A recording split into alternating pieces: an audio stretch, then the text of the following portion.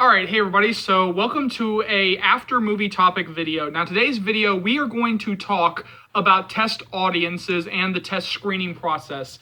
Now, how this relates to after. So what happened with the first movie is that Jennifer Gibgot came out and just flat out said that the reason why we got a PG-13 on the first one is because a US test audience came in and said too much sex, and that's the reason why we got a PG-13. Now, some people have amended that to pretty much say that, oh no, we got a PG-13 because they came out and said too much sex for a PG-13.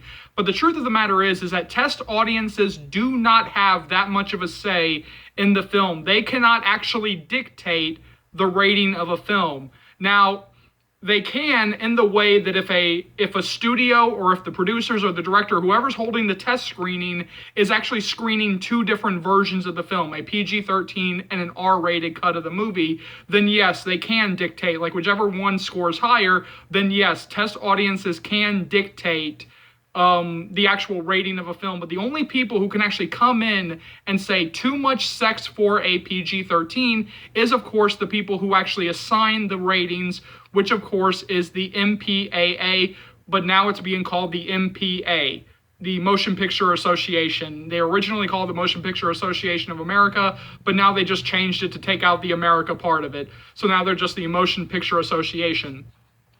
Now, I have seen that before. I have seen films that, screen two different cuts. But as far as I know, because nobody has yet to come out to claim this, it's never been said that they were actually screening two different cuts of the film, that they were screening a more hard R or an R-rated cut of the movie and a PG-13 cut. Which leads me firmly to believe that from the jump, they made after a PG-13, that they actually had their mind set on making after a PG-13, that they shot it with a PG-13 in mind. And maybe they got a little bit surprised that when they went to the ratings board, it actually said, nope, you can't get away with all this, so you got to, cut some stuff out. And that's what happened. But they always probably had it in their mind that the film will be PG-13. And the biggest example that I can give, or like the biggest piece of evidence that I can give that is actually what they were going for, is because Anna Todd made sure to come out and flat out say that as per her new contract, After We Collided will be rated R. So if After was supposed to be a PG-13 until the evil US test audience came in and said, oh no, you gotta cut this thing down to a PG-13, well, then why would Anna Todd have to put that in her new contract? They could easily just say, oh, fuck a test audience, this time, fuck the ratings board, and, we're just going to, make an R, and if they give us an R, then great. But, why would she have to do that? Well, that actually furthers my theory that they were always going for a PG-13 in the first one, and that she was not too happy about that, and that this time she actually had to make sure that it would be rated R, that if they were going to shoot for an R, it's going to be it better be damn well rated R.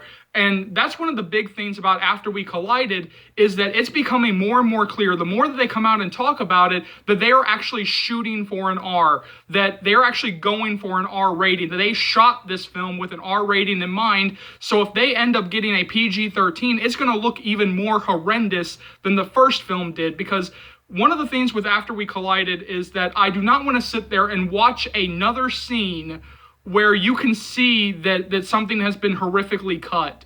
The scene that I'm talking about is that weird scene after Tessa and Carol and Noah meet Steph and Tristan, when Tessa and Carol, played by Josephine Langford and Selma Blair, walk out into the hallway and they're having that discussion. Selma Blair, pretty much comes out and says, that room reeked of, and the line cuts. And it just cuts to Tessa saying, oh, can you not, can you please not? And so when I actually saw the unrated cut, it actually just finished the line and said, oh, that room reeked of weed, marijuana, pot, whatever she said.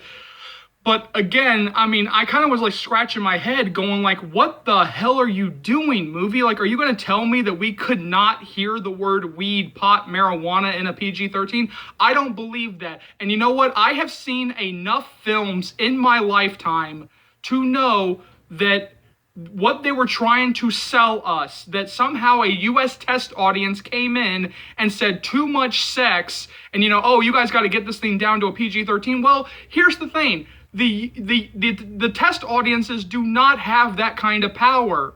The MPAA does. The people who actually assign the ratings, they have that power. Especially if you say to them, hey, we want a PG-13, how do we get to a PG-13? Well, then, of course, yes, the Film Ratings Board has that power, but the test audience does not have that power to actually come in and say, like, oh, this is too much sex for a PG-13. They don't have that kind of power. The Ratings Board does. They don't. And see, that's what I'm saying, and this is what I've said on Twitter. I've said this on Facebook, and so if you guys follow me on Twitter or Facebook, you guys might have already seen me say this before. But I think that they were always shooting for a PG-13, and they might have overshot the thing and, might have gotten an R, but they were always going for a PG-13. And so all of a sudden, they were stuck with a PG-13 with a fandom that knows that the books are rated R, the books are hard R, the books are pornographic, the books are NC-17, the books are rated X if you were to do, accurate representations. And so, like the fans were like scratching their heads going like, what the hell did you do to this thing? I mean, if you get a PG-13, what the hell did you do to it? So instead of just taking the bullet, instead of just taking the wrath of the fandom, what do? They look for a scapegoat, and they found it in a US test audience where they could pretty much put the blame on the US test audience because they know that the fandom does not know enough about the industry to actually come in and call bull fucking shit on what they're being sold. And that's what I'm going to keep saying to you guys. That's why I am here this time. That is why, why I am their worst enemy, because I am a fan of After, and I'm also somebody who knows enough about the industry, who knows enough about what the fuck I'm talking about to actually sit here and be able to tell you bull fucking shit, that I'm actually able to call them out and call them down to the carpet and say, hey, by the way, you lied to the fandom. You misrepresented this shit to the fandom. If you want to say that the MPAA came in and said, oh, too much sex, if you want to get a PG-13, you got to cut some of this out, then that's fine. The Film Ratings Board does that all the time. But if you're going to sit here and blame a test audience on it, then you are misrepresenting this stuff to the fandom. You are lying through your teeth to the fandom, and that is why I do not trust them in terms of After We Collided. Until I actually see the words, After We Collided, rated R for ... I'm not going to believe a word that comes out of their mouths. And that's what kind of kills me a little bit, but that's why I don't believe a word that comes out of their mouths. Because again, if they're going to listen to the test audience, if they're going to keep blaming a test audience, well, I hate to break it to you guys, but this time a test audience could be saying too much sex because it's clear they're going for a hard R. It's clear that they're going for an R rating this time around because that's pretty much what they've been pitching this entire time. But I hope that they don't listen to a test audience again. I hope that they just tell the test audience to go fuck themselves. I hope that it's really in her contract that this thing will be rated R. And I hope that they stop with the lies and the bullshit because guess what? This time I'm not going to put up with it. And this time I will tell you guys if they are bullshitting you because once again, I have seen enough films in my lifetime to tell you that a test audience coming in and saying too much sex, a US test audience, even based on a film I saw this summer, there is no fucking way that After is the one that the US test audience is like, tap it, tap, tap, tap, tap, tap, tap, tap, tap, too much, too much, too much, too much. Yeah, I refuse to believe that After is the one where the US test audience was finally like, tap, tap, tap, tap, tap, tap, tap.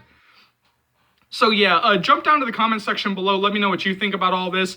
As always, thank you so much for watching. Thank you so much for your continued love and support. As always, remember, if you like what you see here and you want to see more, go ahead and hit that subscribe button. And let's go through all the stuff you'll be able to find on this channel right now. So every day I'm going to be doing daily uploads of the After series read-throughs where I literally go through the books and read to you guys page by page, chapter by chapter.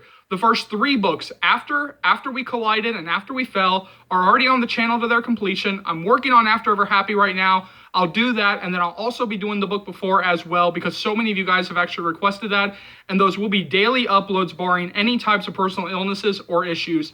Now that we have the official green light of the After We Collided movie, I'm going to be bringing you guys constant updates on that, so keep looking forward to that. You guys are going to be so updated that you'll be begging me to stop the updates. And those updates will also cover After We Fell and After Ever Happy. Did you really think that we would get those next two movies and I wouldn't be bringing you guys updates on those? Well, I'll be bringing you guys constant updates on those films as well.